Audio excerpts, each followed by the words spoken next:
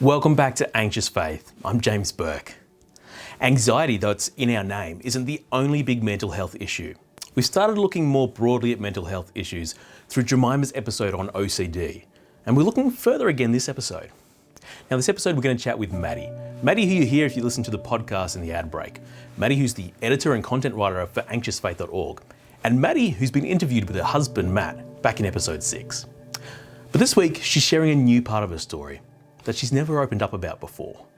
Now, depression, suicide, and self-harm are far more common than anyone realises. And part of the reason for that is going through depression, dealing with suicidal thoughts, and even trying to manage that through self-harm is such an incredibly isolating experience.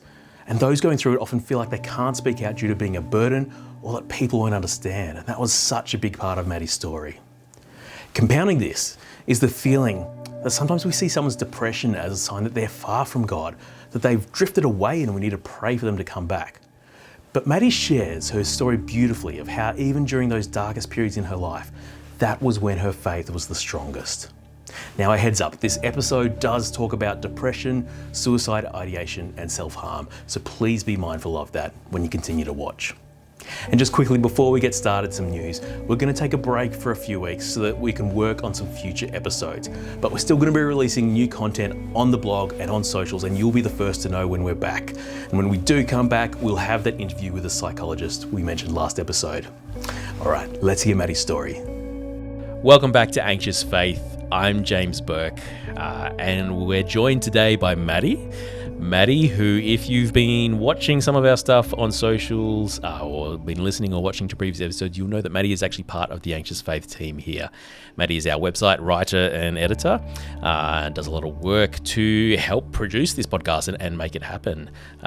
So we're really excited that Maddy's actually in town with us and in the studio with us today. So we thought this is a great time to sit down and chat with you. And you've got parts of your story that you want to share that we think is going to be a real encouragement to people. So thank you for being here, Maddy. Thank you. If you've listened along before, you might have heard some of her story before. Maddy was in part of season 1. She was one of the original voices in season 1 of Anxious Faith.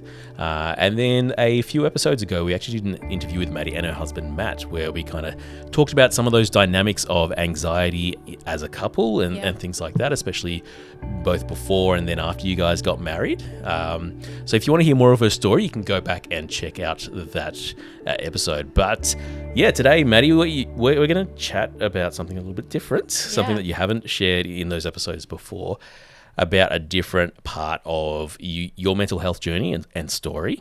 And so I just want to flag for people at the start that we are going to touch on some heavy stuff. We'll talk a little bit about suicide ideation and about self-harm, depression, and things like that. So just be wise in how you listen to this and whether you listen to this. But yeah, we don't want anyone to be put off.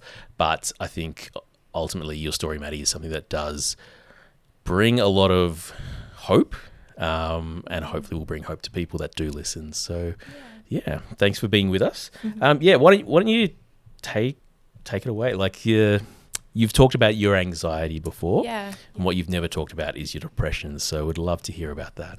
Yeah, and it's funny because I was only reflecting on this recently as to why haven't I shared that part of my journey? And I'm quite an open person. Anyone who sort of sees me on social media knows that, I usually don't have trouble opening up and sharing parts. But I think sharing anxiety has always made sense to me because most people can relate and have some sort of, I felt anxious before. I know what that's like. The depression was always something that I probably attached a bit of shame to. And that's sort of why, even it's taken this long to, I guess, share that more openly. But it's something that I do want to do because, as you said, that there's hope. And that's something that God has really brought through my journey. So when I was about 16, 17 in those final 2 years of school, I started feeling depression. And it's not something I probably would have labelled as that at first. It was a slow process of feeling like I was losing parts of myself, going numb from things. There were circumstances happening externally that led to that. There were things happening with my family, with my parents, situations that meant we had to move churches. So I was sort of uprooted from that church community for a few months. Wasn't going to one at all, didn't have a youth group. And then just other things like school was becoming overwhelming, and the social pressures of school and trying to be a Christian kid in the midst of people growing older, partying. It felt quite socially isolating a lot of the time. I went through a breakup. There were all sorts of things that all kind of compiled. My first boyfriend, That one hurts the most sometimes. It does. Well, it does at that age. Yeah, it's the end of the world. And I didn't even perhaps realize what all those things, what the effect of them was until it was probably my mum who first pointed out, Maddy, like, do you realize you're not yourself? You're not exercising anymore. Like, what's going on? I'd put on 10 kilos, which was like 20% of my weight back then or something, it was significant. And I hadn't even noticed. I knew I felt heavy and tired all the time. I would just come home from school and crash. I didn't have a lot of social things to do. And the things that I was enjoying, like being creative, being outside, I just didn't feel like doing them, which if you know anything about depression, those are sort of the textbook things, but I didn't. And I'm the eldest in my family. So this was also new to my parents in terms of, we've got a kid who's sort of going through these things. So I think my mum and my dad, they sat me down, they said, you're like, what's happening? Your grades. Something's going on. Yeah. It's clearly, I think I felt like I was failing. I was probably going from being straight A's to getting some B's, but it felt significant and they had noticed. And so, those first conversations where I had to put it into words and say, yeah, you're right. I'm not okay. And I think they wanted the why. They were, okay, so what is it? How do we fix it? And I was stuck because I said, I don't know. I haven't felt this before, and this feels big and scary because the thoughts I'm having don't feel like me. I don't recognize the voice in my own head. Something else is happening. Yeah. So it's not like them sitting you down and saying to you, hey, we're noticing that you're not quite yourself. It didn't like give you this immediate insight into what was going on? No, because I hadn't had friends, or either I hadn't had friends who'd gone through this or they maybe hadn't shared it with me. I'd sort of thought of depression as this big, dark, dramatic thing that people sometimes shared in testimonies, but they always shared it. That was back then. Yeah, and once they've come through it. Yeah, and I guess I didn't know what it would feel to be in it. And I was like, I'm 16, I'm 17. People say that being a teenager is hard. Maybe life is just, you've got the end of stresses high school and breakups and everything like that. Yeah. And I think to an extent my parents possibly thought this is just a normal teenage girl having PMS sometimes. It's not much of a break in between, but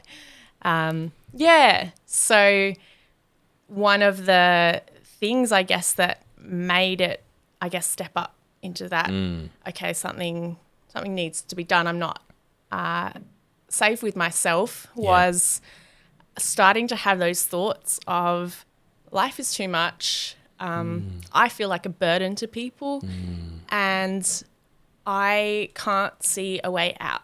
I can no longer see what my future looks like. And if my future is just this feeling continued on, then I don't want to be around for that. And I don't want to put the people I love through that. I had a lot of feelings of guilt at that time because I had always been this, or tried to be this, this perfect daughter, the big sister, getting the good grades, the high achiever, the athletic, musical, involved in church, serving in things. I'd always prided myself in being, having strengths in all those areas.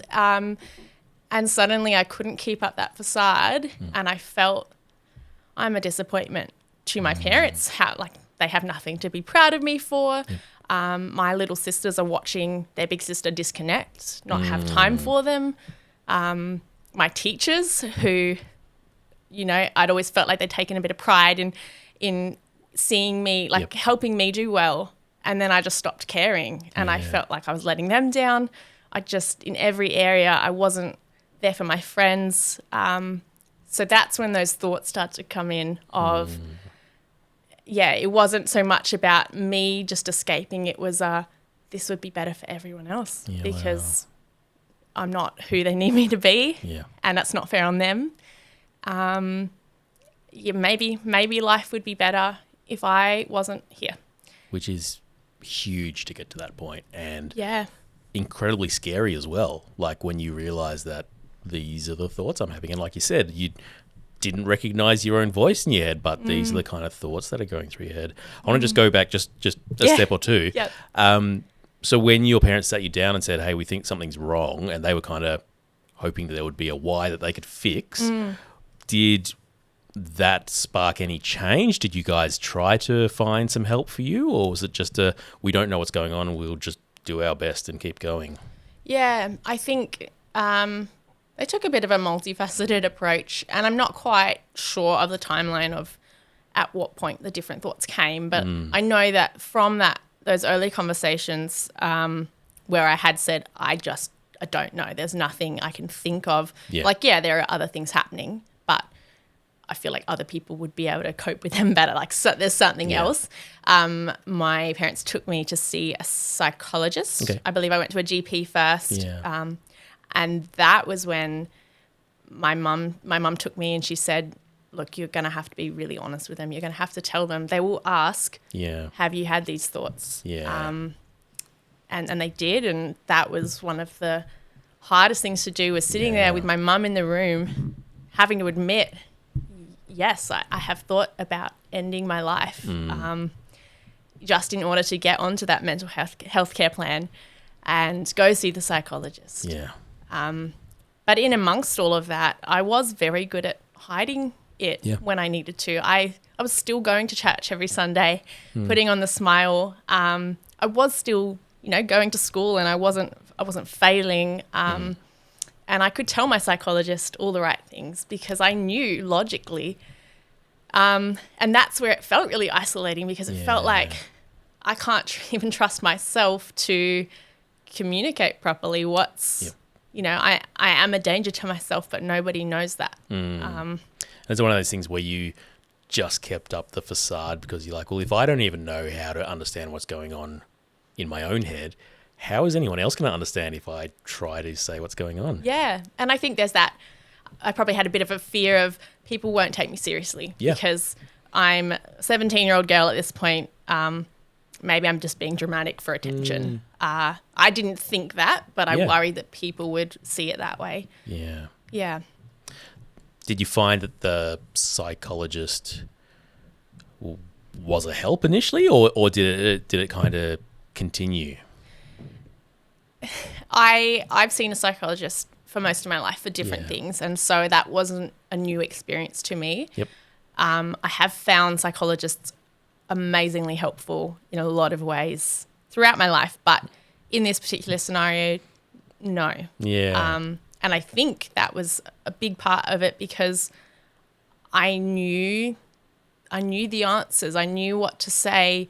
The things they were telling me weren't new to me either. Not that I had all the answers, but they'd say you need to exercise, you need to have social connection, and I go, they're all great things. I just don't feel like doing any of them. I don't know how to make that first step.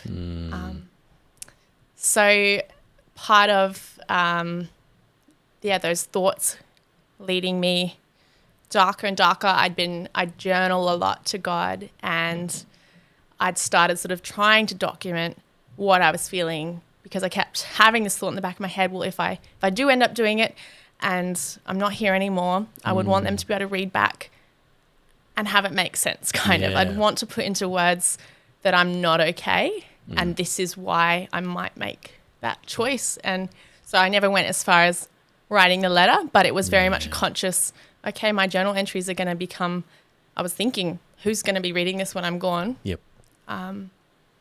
Yeah. Yeah, that's full on.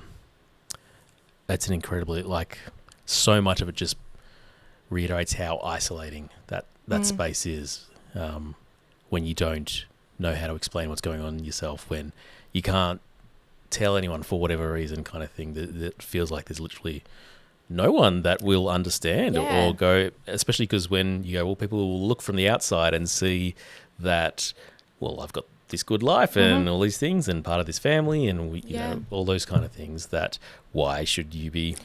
Yeah, I felt like I had no right to struggle. Yeah. I had a great life and parents and siblings and support, and I had great friends, and that was what was scary, was that even with those great friendships, people who loved God as well, I didn't know how to tell them because we'd never broached those sorts of topics before. What if it's too much of a burden on them? That's a lot to carry as a 16, 17-year-old. So I was, keeping it in. Yeah. How long did this kind of go on for? I'd say there were probably in and out of 2 to 3 years. So there were deep, like darker periods, and then it would sort of get a bit better for a while. Maybe circumstances would change and I'd be able to cope, but then I'd slip back into those darker thoughts. I remember one particular day where I got to the point I'd thought about it enough and I thought, you know, today I think is going to be the day that I think I'd probably had a terrible day at school. I'd felt isolated. I thought, this is it. Walking home from school, I lived on a busy road and I'd tried to think about, okay, maybe that's the easiest way to go. It looks like an accident. I just step out. And most of the time I would walk home from school with my 2 younger sisters and they would run off up the hill without me to get home faster. And this one day, for whatever reason, and I now believe that was God, my youngest sister, she stood at the top of the hill. I was at the bottom thinking about this decision. And I looked up and she's just there looking back, waiting for me with her hand out. And I realised in that moment she was supposed to, you know, by the rules, wait for me to cross the road. She never did. She was independent. This one day she stood there watching me and I thought, well, I can't do it. My little sister needs me. And I walked up the hill and took her hand and crossed the road and went to my room and cried that I'd gotten to that point. But it's still not something I could tell my parents because it was incredibly hurtful and scary and I didn't want them to feel burdened. So was that then like a turning point? You'd gotten to that point and realised how sure you were and you had a plan? Did that, and then you kind of saying you realised you cried that you'd gotten to that point. Did that start to change anything for you, or was it kind of just another day? Not really, unfortunately. Wow.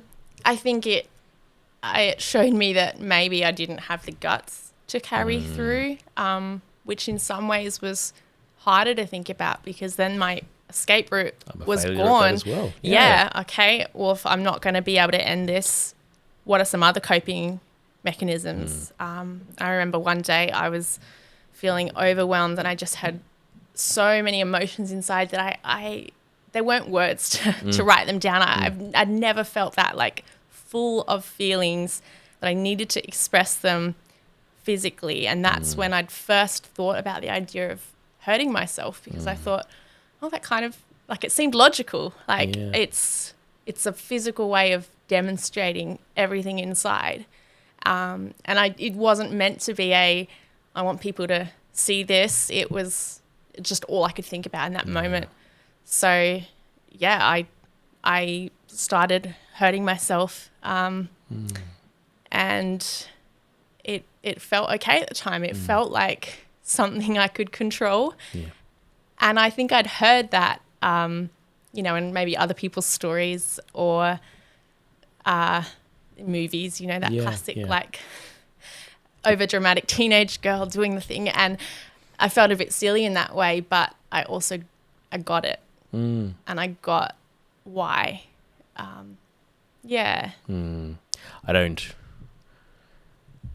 know enough about self-harm to know why people do it, but there's part of me that immediately goes, well, I know that so much of our brains and our natural response is always to keep us safe and to avoid pain. So the fact that it felt so logical for you to do that is clearly a sign that this was not you in your normal state, No. and there was something going on in your mind, in your brain, that made you think that this is the logical thing to do, and the thing that would help. I'm guessing it didn't actually help in the long run. No, it didn't. But what it did do, and probably what I hadn't thought about the consequences of, was that I couldn't hide it.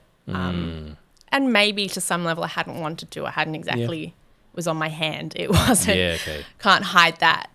So my mum saw and she asked me, and that's when I felt that embarrassment, because in the cold light of day, when you're in your right mind, you go, yeah, that was a really silly thing to do. Like not to trivialize it, but I knew that it wasn't going to help. Yeah. And so to have to tell her, yeah, I did that. And her reaction was, she was sad. She was like, oh, and that's going to be with you for life. That's on one day you'll have a wedding ring on that hand. People will see that in photos. It'll be part of you. It was also don't tell your dad, because that'll make him really sad. And that was an interesting sort of, I guess, reinforcement of that. I don't want to burden people with what I'm going through. Yeah. As supportive and beautiful as my parents are. Yeah. Was that something you then had to talk to the psychologist about, the fact that you'd gotten to that point, or were you still kind of in that space of giving them the answers they wanted to hear? Yeah. But I think what those conversations with my mum and my dad that had come out, those really raw moments where I couldn't hide from it. They'd asked me a question and I had to be honest. They paved the way for coming to them again in the future, because we'd broached the topic. It wasn't new anymore. They were growing in understanding of, recognizing that this wasn't a normal thing for a teenage girl to be doing, which meant that down the line, when I had those thoughts again, when it was really dark one night, driving in my car, just feeling so tempted to swerve and gripping the steering wheel so tightly, terrified that I would, that I wouldn't. I couldn't see properly because I was crying so hard. And I think, honestly, just the Holy Spirit probably took over in that moment. I pulled off the road and turned the car off, called my mum. Yeah. And to be able to do that, I had to have had those early conversations, because otherwise I would have had to call and say, hey, by the way, for the last year, I've been feeling this way. But to have done that, to get to just say, Mum, I need help. I'm in trouble. I'm scared. And that wasn't an easy conversation either. No. But for her to then know how to respond, to say... And to know what the weight of those words meant. Yeah, that it wasn't just out of the blue, that this had been building. To say, come home, I'm here. We'll cry together. We'll try and, find a way out. Yeah. It's an incredibly deep, dark place to find yourself in, and especially to find yourself in multiple occasions. And I'm guessing throughout this whole period, like, it's not like the numbness or the lack of enjoyment of things you used to enjoy had magically come back. I'm guessing this was all kind of compounding one on top of the other and getting worse. Yeah. What changed? How did you get through that period then? Because to some degree, I know, you did survive. I'm okay now. You're okay now. You're Spoiler here with alert. us. Yeah. Yeah. So how did you begin to get to the point of starting to take some steps towards recovering or getting better? And what were those steps, or what was that stage? Yeah. It's an interesting question because it's not a simple answer, and it wasn't a once-off healing. It was very much things would get a little bit better and then maybe worse. And then one thing that was constant through that whole journey was my faith. Yeah. And I actually, still to this day, some of my closest, most intimate moments with God have been during that season. Wow. And I think that's something that a lot of people didn't understand at the time, who maybe thought, especially at church, when I started trying to kind of let people know a little bit about what I was going through, the assumption was, well, something's gone wrong with you and God. Yeah. You've probably turned your back on him, and what you're experiencing is the lack of him in your life. And I was thinking, you're not having an active faith. Sometimes we think that, okay, to get to that point, you're in a place where you are far from God, you've turned your back on him. Yeah. Yeah. But that wasn't the case. No. I was talking to him in every spare moment. I had a 1 hour bus ride to school and home again.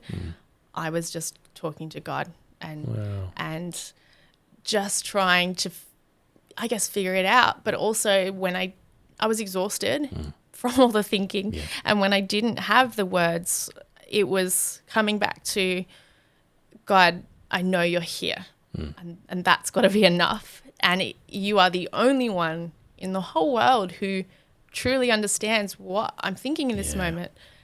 My parents or my close friends may hear it from me, but they will never get me in these darkest moments because I can't communicate those, but God knows. And some of those verses, there's a verse in Romans 8, I think it's Romans 8, that says that the Spirit himself can intercede for us in wordless groans. And I remember reading that for the first time going, oh, so I don't have to have the words.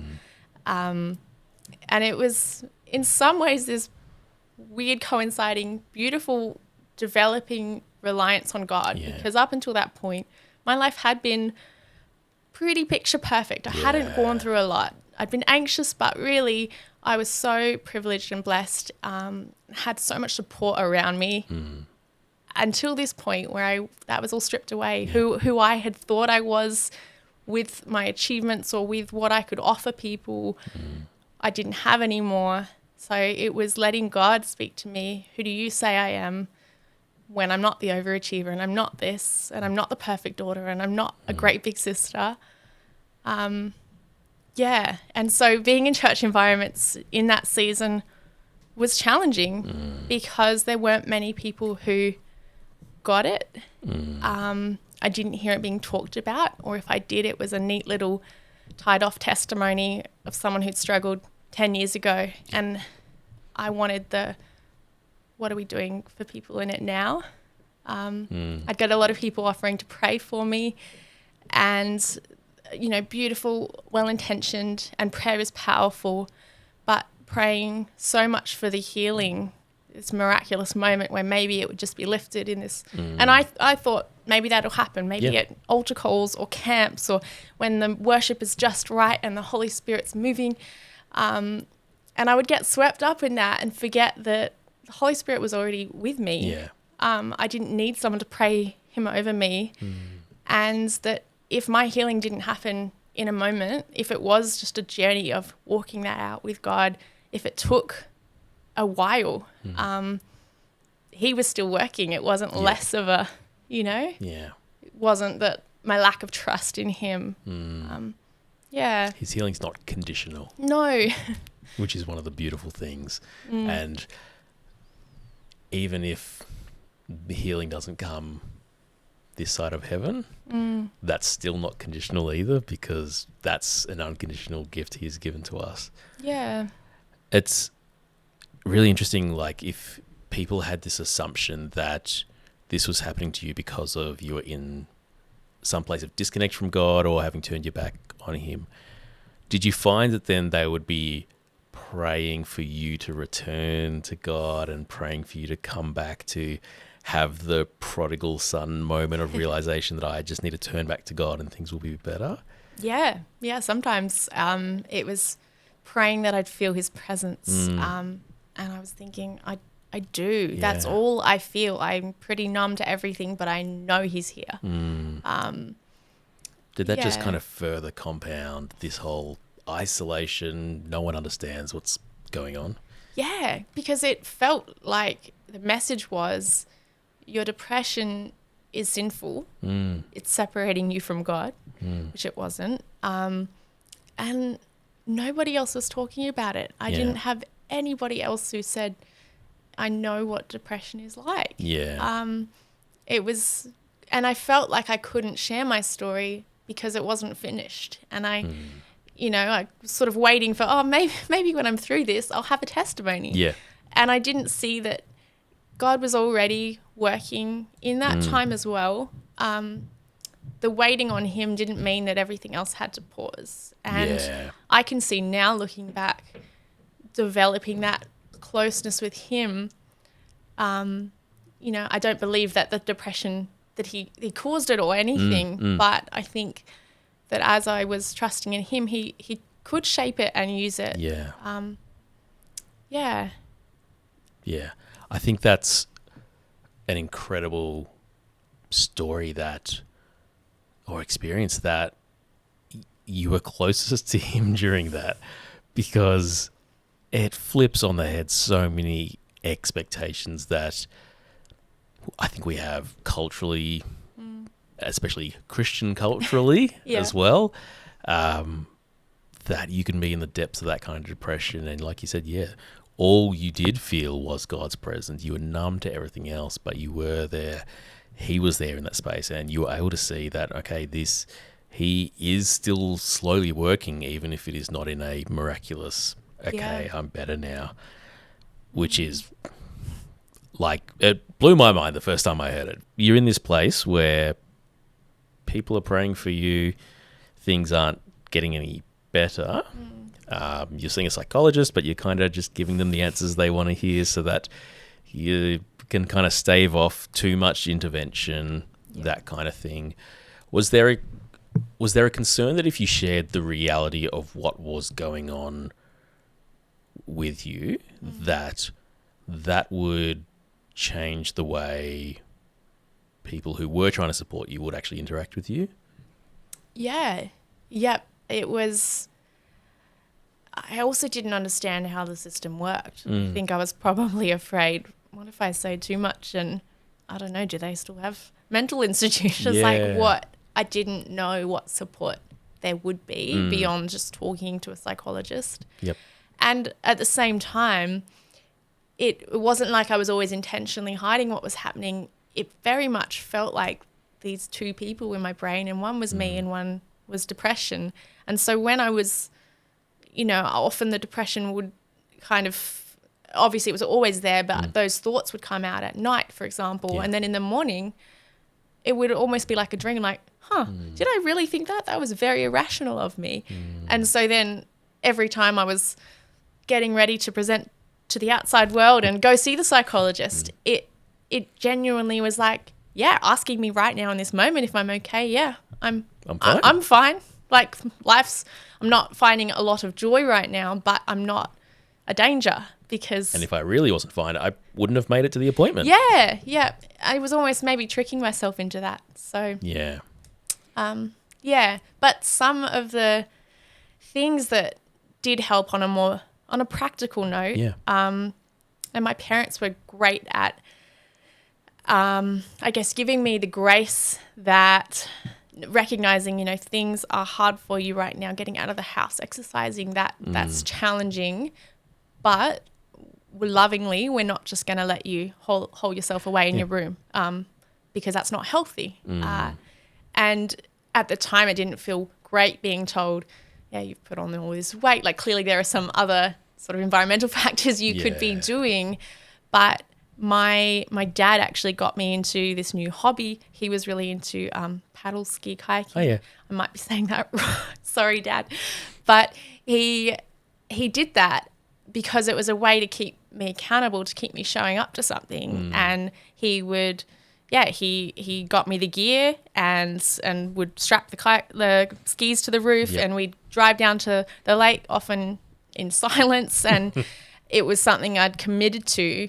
And we'd go to races and I'd meet people and started developing this weird little community there of other people. And just him getting me out of the house, just recognizing he might not, I'm 16. I don't necessarily want to sit over coffee with my dad and tell him about my depressive thoughts. But if I can race him on the water and just get outside, enjoy creation, they were some practical things, My mum helping me develop better healthy eating habits because I was just craving, I was going on cycles of binge eating and then not eating because I felt guilty, and all sorts of other issues coming out of feeling those feelings. Yeah. So, just her taking on a lot of that, I guess, mental load of, hey, I'm going to help you figure out what to put in your lunchbox. And yeah.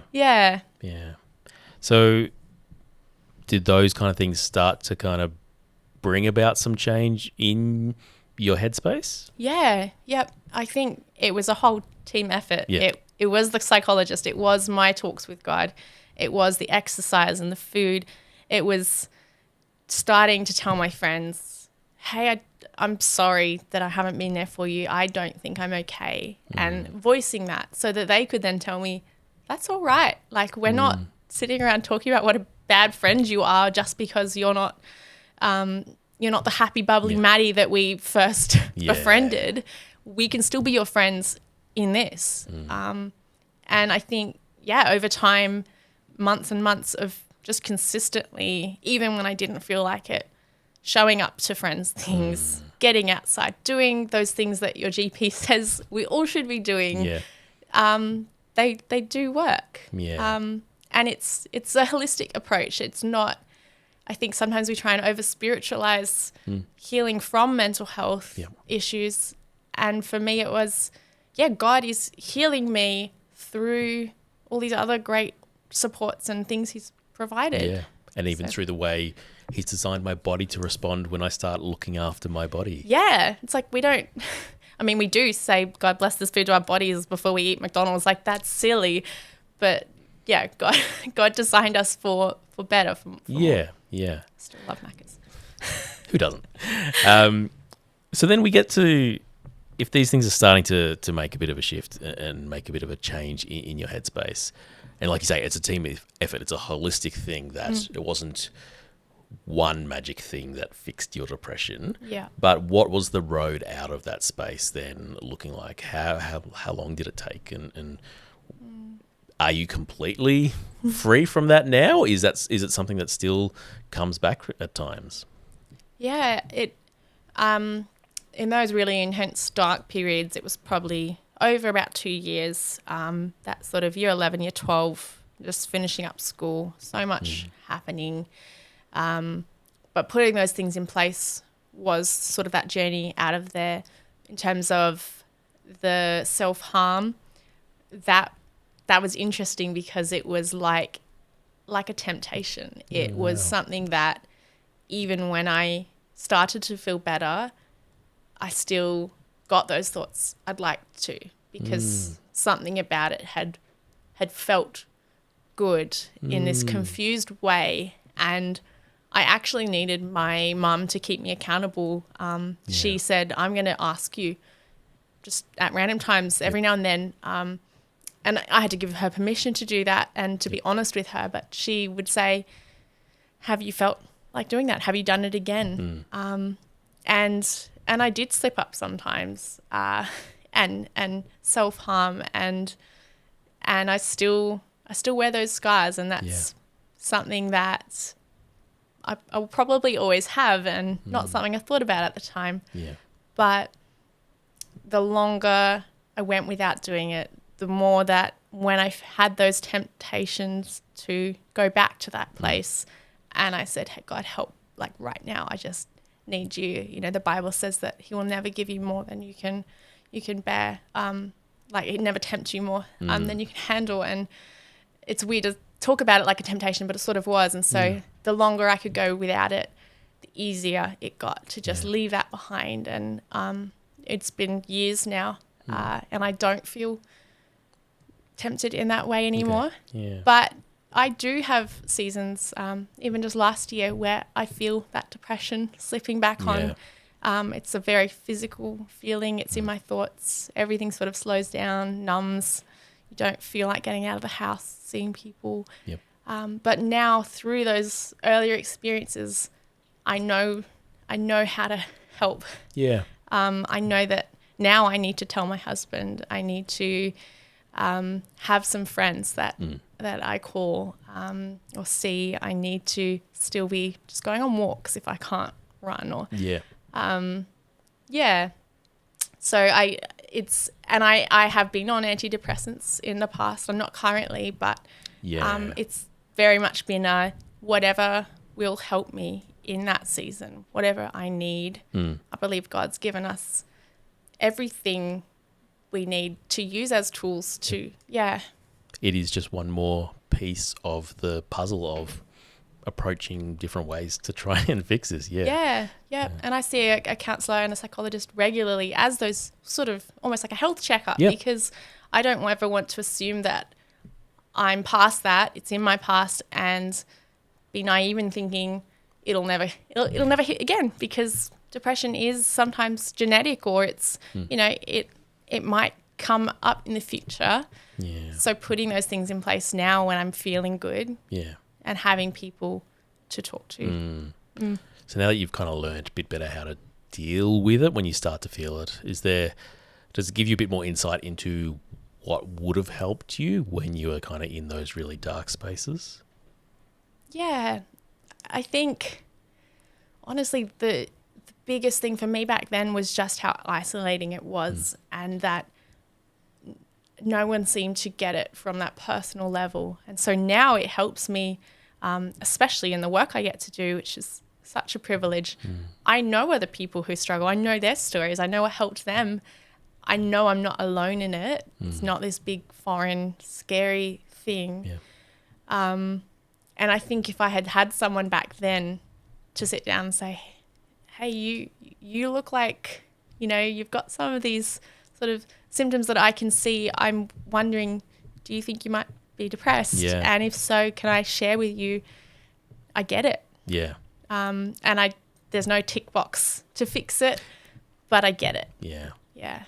That's it. Making it a known thing versus something that is just in my mind that no one else knows what's going on with me takes some of the power from it. The minute you are able to know that the people around you actually know what's going on, they're aware, it lessens the impact. It doesn't take it away, but it lessens the impact a little bit. Shares that burden. It's that accountability and we're not meant to do life in isolation. We are meant for community.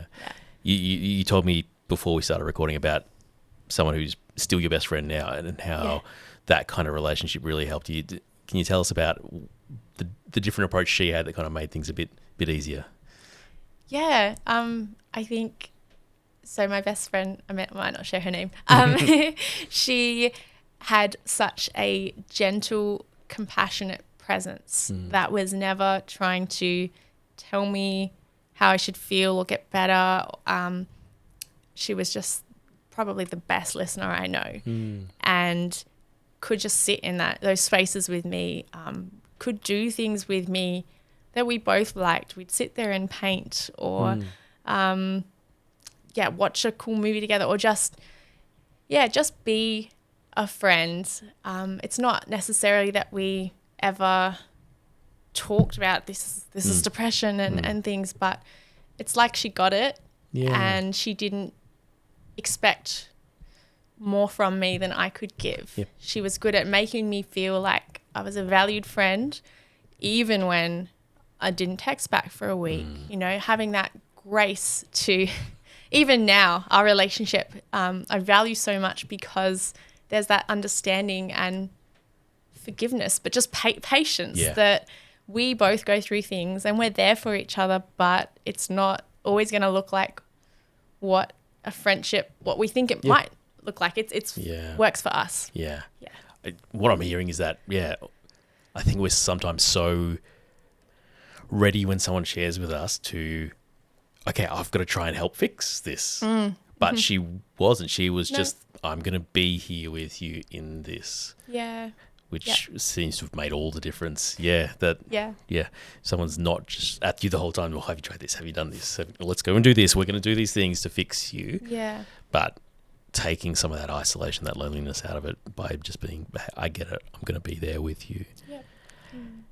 How's your faith grown from this? Like, I know that you're saying that kind of that was some of your closest times to God in the midst of the depression, but has that given you an insight or helped you grow and learn more about the nature of God through that? Yeah, because I think it's shown me the depth of God, and that it's very easy to go to him and praise him and say that he's good and faithful when things feel good, but to have to wrestle with and reconcile, do I actually believe that when things don't feel good, when it's not fair, when I'm struggling?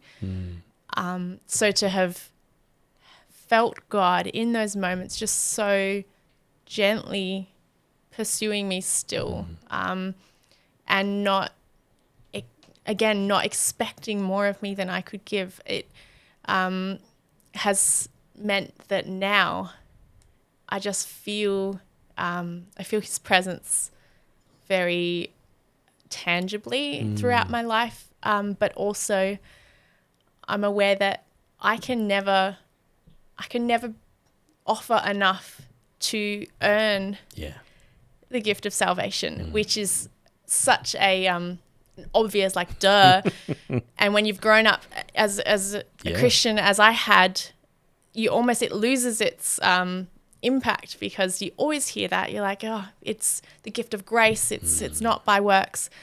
But then when suddenly, like, you think that, but then you serve in youth group and you do all the right things, and you think, well, that must mean I'm closer to God and life will be better. But he never promises that. So to have to come to terms with, oh yeah, like, I really can't do anything to earn your love, because I've been through periods where I can't give you anything. I don't have energy to praise you. I don't even know if I want to. In fact, maybe I'm doubting, maybe I'm angry. He still loves me. And so having that knowledge now, is just a beautiful, precious thing. Yeah. And I think it gives you such an incredible insight in the work that we're doing now at Anxious Faith. And I think it's, your story echoes parts of mine in the, we just want people to know that they are not the only ones who have gone through this. And there are people who understand. And there's nothing wrong with their faith. Exactly. There's nothing wrong with you. There's nothing wrong with your faith. And it's okay to feel these things. And I love the way that it has given you this insight and this compassion for people, because it flows over in your friendships, in your work, in the way you write for Anxious Faith. So I'm incredibly grateful that you've been willing to share your story with us. I love that it's, as harsh as it sounds, I love that it's a story that isn't the happy ending, everything is better. Yeah. Because it's the reality of, we're still going to face these things. Yeah. Yep. But I will continue to choose to keep doing that and keep serving God in the midst of that. So, Maddy, thank you so much for sharing your story. It's just been an absolute pleasure. Thank you so much. Thanks so much for watching. Now, if that episode has brought up anything for you with your mental health, please reach out to someone for help. If you don't know who to go to and you're in Australia, on our website, anxiousfaith.org, under the help page, there's a list of organisations you can speak to.